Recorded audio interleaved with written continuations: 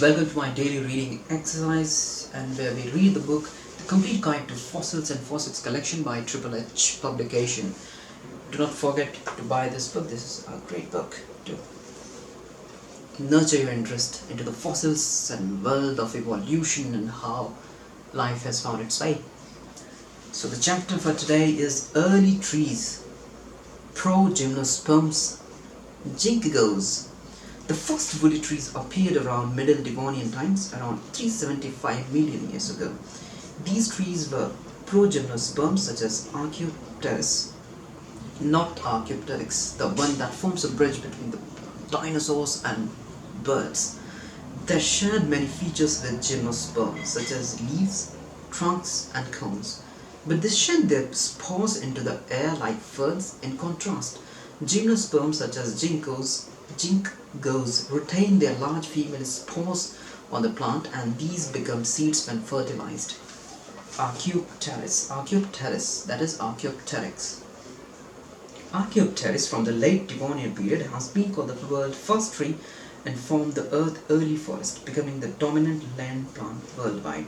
Archaeopteryx was originally named from its leaf impression. In the 1960, paleontologist Charles Beck showed that calyx lawn are fossils known only as mineralized tree trunks, and Archaeopteryx were actually different parts of the same plant. Archaeopteryx is an important fossil in that it combines spore-releasing reproductive organ similar to ferns with an anatomy, particularly in its vertex structure, that resembles the conifers. Some experts believe that Archaeopteryx is an evolutionary link between the two groups. The name Archaeopteryx meaning ancient leaves. Fossil size 20 cm, reconstructed size whole plant height 10 meters. Habitat seasonal floodplains, and time span late Devonian to early Carboniferous 370 to 750 million years ago. Chordates, with fossil trunks measuring up to 1 meter by 3¼ feet in diameter or 30 meter in height. The long extinct chordatates were some of the tallest trees growing in the Carboniferous period. Their large strap-shaped leaves were similar in shape to the living corypines, agathis of the Chilean pine or monkey puzzle group, and were arranged in a spiraling fashion along slender long branches. The vein pattern is distinctive with long parallel veins, but no midrib in most species. The root system was extensive, often consisting of lateral roots, forming arc-like clusters on only one side of the main root. In living trees, this pattern is typical of a species with stilt roots inhabiting mangrove swamps, which might provide a clue to the environment in which chordates grew. From the structure of loosely clumped cones and other reproductive parts, the chordates are considered to be ancestor for true conifers, Coniferales. Ginkgo, finally here we are, the living maidenhair or ginkgo tree.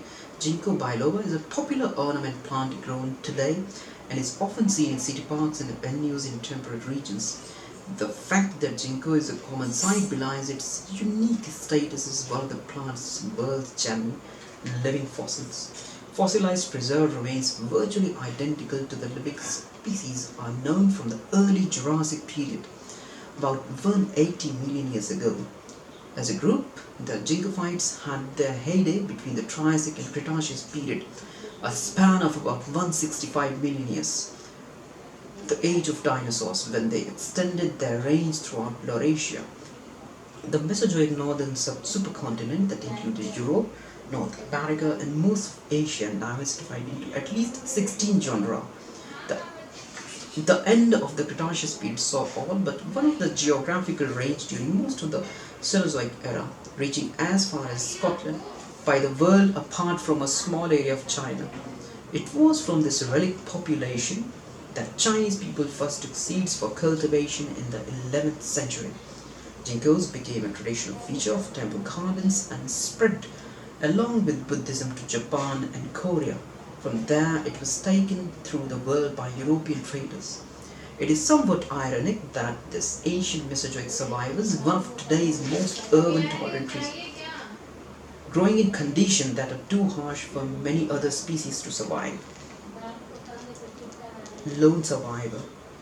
The extant ginkgo tree grows in a relative upright habitat when young, but branches out in upper regions with age. Some specimens reach 30 meters in height and 30 meters across the broadest part of the crown. The leaves are bright green but not always obviously blobby, since the central division halfway along the fan may be almost non-existent, or it may be accompanied by other subdivisions in each of the halves. Fossil specimens show similar variation. The name ginkgo is apparently derived from the Chinese term yinkyo, which refers to the silvery fruits. The hard fruit kernels can be roasted as a hangover cure. Now, let me show you the images. That's Archaeopteris, the earliest plant and trees which happen to inhabit the earth. That's ginkgos, no? Codates. Codaites. That's ginkgos. And finally, this one. That's all from my side today. There you go. Bye.